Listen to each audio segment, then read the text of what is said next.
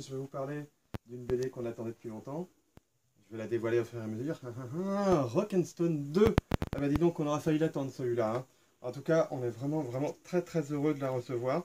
D'autant que le deuxième tome de cette série jeunesse est la fin de l'histoire aussi. Et on nous l'a beaucoup réclamé ces 2-3 dernières années.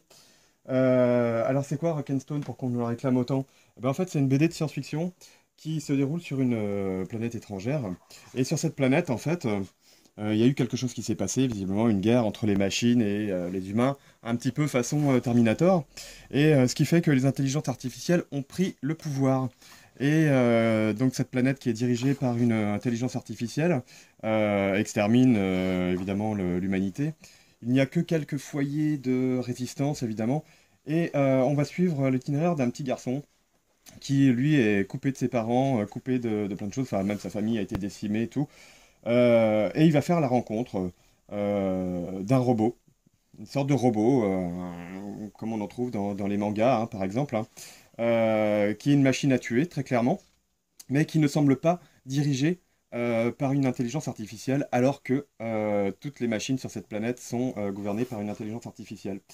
Et évidemment, ça va poser quelques questions sur qu'est-ce que c'est que cette machine, comment elle va servir au gamin justement pour essayer de retrouver son père aussi. Et leur aventure va se dérouler sur ces deux tomes. Donc voilà, hein, vous allez suivre une véritable épopée avec un jeune gamin qui est vraiment, je trouve, attachant.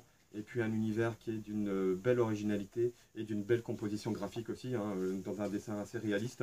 Nous, on a vraiment adoré Rock'n'Stone.